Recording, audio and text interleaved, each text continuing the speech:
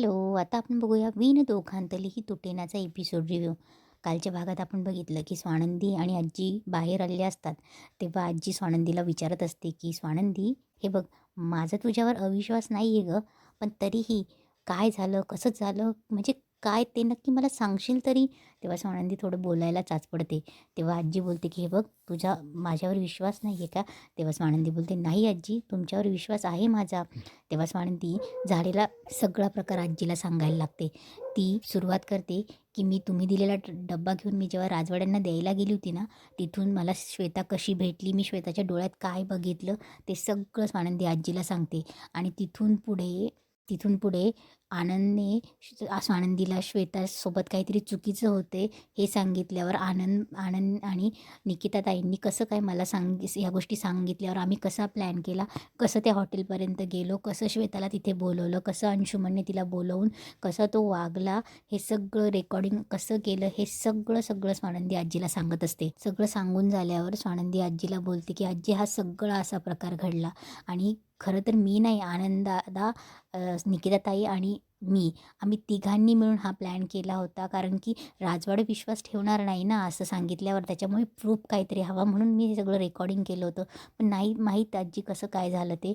पण आजी, अंशुमन चुकतोय हे मला माहिती आहे, पण आजी तुम्हाला मी कसं बोलू ना? तेव्हा आजी बोलत असते की हे बघ स्वानंदी, काही गोष्टी ना मला कळतं आहे, थोडं थोडं कळत होतं की अंशुमन जे काही वागतोय ते चुकीचं वागतोय.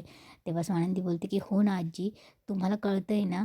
मग तेव्हा स्वानंदी बोलते की आजी, अजून एक गोष्ट आहे, आणि ती शांत बसते. तेव्हा आजी बोलते की बोल, सांग, ऐकायला तयार आहे मी. तेव्हा स्वानंदी सांगत असते की आजी, तिथे गेल्यावर अंशू समर राजवाड्यांबद्दल असं असं बोलला.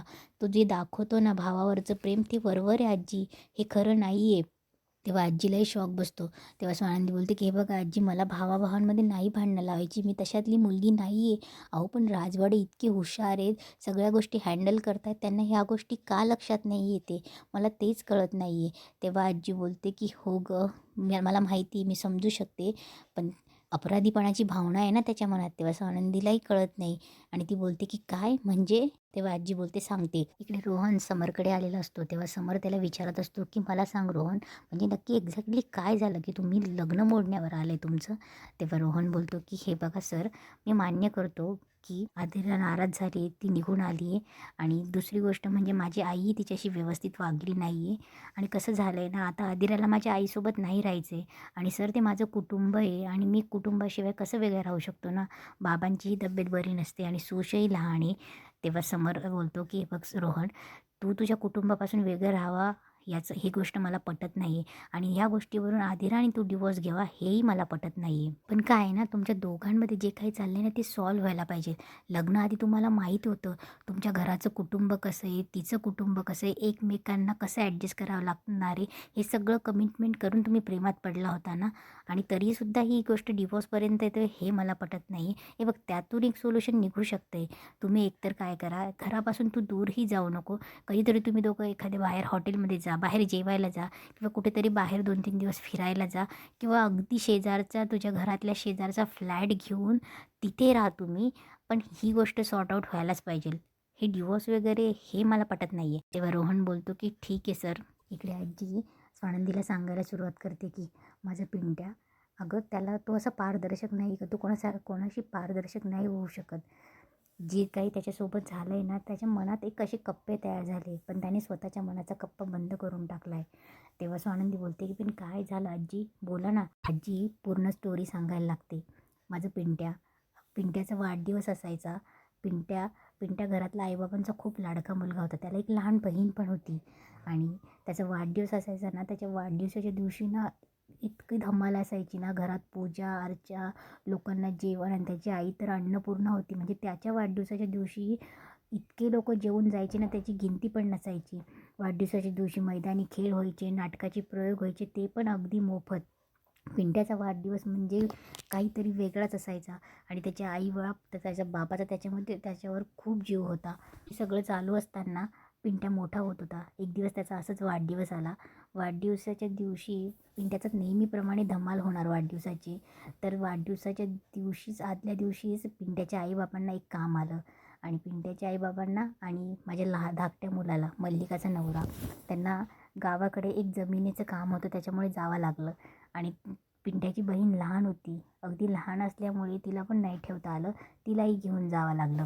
तर त्याचे आई बाबा आणि पिंट्याचे काका आणि ती लहान बहीण निघाले. गावाकडची जमिनीची काम झालं आणि दुसऱ्या दिवशी त्याचा वाढदिवस होता आणि वाढदिवसाला पोहोचू शकणार नाही म्हणून त्यांनी लगेच लगोलग परत निघायचं ठरवलं. पण मग मीही बोलले त्यांना की नाही, आम्ही पूजा अर्चा करून घेऊ, तुम्ही संध्याकाळपर्यंत कसे येणार, तुम्ही रात्रीचं निघू नका म्हणून. तेव्हा पिंट्यानेही त्यांना बजावलं होतं की तुम्ही रात्रीचं येऊ नका, कसे पण तुम्ही संध्याकाळपर्यंत बड्डेपर्यंत पोहोचणार आहेत असं म्हणून. पण बापाचं आणि आई बापाचंच काळीज ना ते, त्याला सरप्राईज म्हणून त्यांनी सांगितलंच नाही. फक्त मला माहीत होतं, मला प्रॉमिस केलं होतं म्हणून मीही कोणाला बोलले नाही. आणि ते रात्री 11लाच निघाले. 11ला ते यायला निघाले आणि त्यांच्या गाडीचा तोल गेला, त्याच्या गाडीवरचा ताबा सुटला की मागून ट्रकने धडक दिली, काही माहीत नाही. आणि रातोरात माझं कुटुंब उद्ध्वस्त झालं गं, माझं गोकुळ उद्ध्वस्त झालं. आणि आजी रडायला लागतात. इकडे स्वानंदीचे बाबाही समरला भेटायला आलेले असतात. तेव्हा समर त्यांच्याशी बोलत असतो. तेव्हा स्वानंदीचे बाबा आणि समर बोलत असतात. तेव्हा समर बोलत असतो की बाबा, माझे आईवडील मी खूप लहान असताना गेले हो. म्हणजे आज मला त्यांचं ते इथे असते तर त्याच कशी दिसले असते, त्यांचा चांगुलपणा आणि समंजसपणा त्यांच्या चेहऱ्यावर, त्याच्या सुरकुत्या कशा दिसल्या असत्या हे मला आठवतं. पण हे मला असं जाणवतं की असं असतं तर कसं झालं असतं. आणि आदिरा जेव्हा तुमच्या एकत्र कुटुंबात आली तेव्हा मला खूप आनंद झाला की माझं ते स्वप्न पूर्ण झालं. तेव्हा स्वानंदीचे बाबाही बोलतात की खरंच हो, आम्हालाही खूप आनंद झाला की तुमच्यासारख्या घराण्यातली मुलगी आमच्या छोट्याशा कुटुंबामध्ये आली आणि ॲडजस्ट झाली. आणि तिची यात काही चूकच नाही हो, चूक आहे तर खरी माझ्या बायकोची आहे. त्याच्या वतीने मी तुमची माफी मागतो. तेव्हा समर बोलतो, बाबा त्यांचा हात पकडतो. तेव्हा स्वानंदीचे बाबा बोलतात, हो आदिरा खूप सुंदर आणि खूप गोड मुलगी हो. आणि तुम्हाला माहिती, एवढं एकत्र कुटुंबात आल्यावर तरीसुद्धा ती शिकली असती, मला याची खात्री होती. पण आमच्या बायकोने तिला कधी काही पुढे जाऊच नाही दिलं हो. इकडे आजी सांगत असते की पिंट्याचा 18वा वाढदिवस होता गं. सगळं काही नेहमीप्रमाणे चालू होतं आणि अशी बातमी आली, आमचं सगळं कुटुंब त्या ॲक्सिडेंटमध्ये उद्ध्वस्त झालं असेल. तेव्हा त्या दिवसापासून पिंट्याने स्वतःलाच त्याचं कारण मानलं. कारण की त्याच्यात तो दोषी नव्हता गं, त्याने नव्हतं बोलवलं. पण सगळीकडे न्यूजमध्ये हेच दाखवत होतं की मुलाच्या वाढदिवसासाठी यायला निघाले उद्योजकांचा मृत्यू. आणि पिंट्याने तेच मनाशी धरलं की माझ्यामुळे हे सगळं झालं आहे. त्या दिवसापासून त्याने वाढदिवस हा कधी साजराही केला नाही आणि कोणाला करूही नाही दिला. आणि मल्लिकाचा आक्रोश पाहून तर पिंट्याने स्वतःला दोषी मानायला सुरुवात केली. आणि तो आयुष्यभर ते स्वतःला दोषीच मानत राहिला की माझ्यामुळे ही सगळी पोरं लहान होते ना, हे सगळी पोरं लहान असल्यामुळे त्याला असं वाटायला लागलं की माझ्यामुळे यांच्या डोक्यावरचं छप्पर गेलं आणि म्हणून तो त्यांचा पालक बनला गं. तुला असा चिडचिडा, खूप तुसड्या पिंट्या दिसतो गं, पण आतमध्ये तो तसा नाही, तो खूप हळवा आहे. त्याच्या आतमध्ये छोटंसं बाळ दडलं आहे गं. तेव्हा आजी हे बोलताना तिचं खूप थरथर होत असतं. तेव्हा स्वानंदी बोलते, आजी हे बघा, तुम्ही बसा, चला इकडे या. इकडे समर स्वानंदीच्या बाबांना सांगत असतो की बाबा हे बघा, आपल्यालाच त्यांचा संसार आता नीट करायचा आहे. आपल्याला त्यांचा संसार तुटू नये असंच वाटतं ना. आणि कसं होतं आहे ना, मला असं वाटते की आपण त्या दोघांशी बोलूया. आता आदिरा आमच्याकडे राहते, रोहन तुमच्याकडे राहतो आहे. मला रोहनची बाजू समजते की या सगळ्यामध्ये रोहन जास्त अडकला आहे. कारण की त्याला आईचीही बाजू समजून घ्यायची, आईलाही दोष द्यायचा नाही. आणि कुठेतरी त्याला बायको म्हणून आदिराही समजते. त्याच्यामुळे तो दोघी साईडने इतका फसला आहे, कारण की त्याला कळतच नाही आणि त्याला घरही सोडायचं नाही. त्याच्यामुळे आपण त्याला त्याच्याशी बोलायला हवं, त्या दोघांशी, आणि समजवायला हवं. तेव्हा रोहनचे बाबा बोलतात की याचा काही उपयोग होणार नाही आहे समर सर. समरला कळत नसतं. तेव्हा रोहनचे बाबा बोलतात की हे बघा, आपण कितीही समजवण्याचा प्रयत्न केला ना, तर माझी बायको ही त्या समजवण्यापलीकडे, ती कधीच आदिराला समजून घेणार नाही. त्यामुळे मला तरी हा पर्याय योग्य वाटतो आहे. समर सर, तुमचं मन खूप मोठं आहे, मला माहिती आहे. तुम्ही इतकं छान माझ्या रोहनला समजवलं आहे ना, त्याच्यामुळे त्याला ते समजलंही आहे. पण याच्यावर एकच पर्याय आहे की रोहन आणि आदिराने वेगळं राहणं. इकडे आजी स्वानंदीला सांगत असते की आदिरावर त्याचा खूप जीव आहे. कारण की आदिरा लहान होती ना गं, तिने वडिलांना कधी पाहिलंच नाही. त्यामुळे पिंट्याच तिचा बाप बनला. तिचाही खूप जीव आहे पिंट्यावर. तेव्हा स्वानंदी बोलते, आणि बाकीच्यांचा? तेव्हा आजी बोलते, माहीत नाही. तेव्हा स्वानंदी बोलते, म्हणजे? तेव्हा आजी सांगत असते की मल्लिका, तिचा तरी काय दोष गं, तिने या सगळ्या गोष्टींवर पिंट्याला दोषी ठरवल्यामुळे तिच्या डोक्यातनं या सगळ्या गोष्टी गेलेल्या नाही.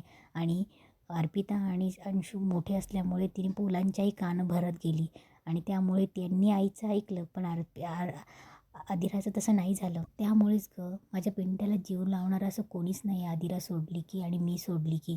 त्यामुळे माझा खटाटोप होता की माझ्या पिंट्याचं काय. म्हणून मी त्याच्या लग्नाचं मध्ये घेतलं होतं. आणि त्याच्या लग्नाचं बोलायचं असल्यावर त्याचं कधी लग्न जमलंच नाही कदाचित त्याच्या नशिबात तूच होती. तू त्याच्या नशिबात आली. आणि तुमच्या दोघांचे असे खटाटोपी पाहून मलाही टेन्शन येतं तुमच्या दोघांमध्ये व्यवस्थित नाही होत का. मी नुकसान केलं ना तुमच्या दोघांचं. तेव्हा स्वानंदी बोलते, काय बोलतायत आजी. तेव्हा आजी बोलते की तू पिंट्या कधी चांगला नवरा नाही होणार का तुझ्याशी कधी प्रेमाने नाही वागणार का त्याला कधी त्याचं प्रेम नाही होणार का. अशी आजी प्रश्न विचारत असते एकामागे एक. आणि स्वानंदीला सुद्धा काही कळत नसतं. ती सुद्धा ठप्प असते कारण की सगळ्या गोष्टी तिच्यासोबत घडत असतात आणि तिला कळत नसतं की समर राजवाडे तिच्यावर प्रेम करतील की नाही. आणि इथेच आजचा एपिसोड संपतो.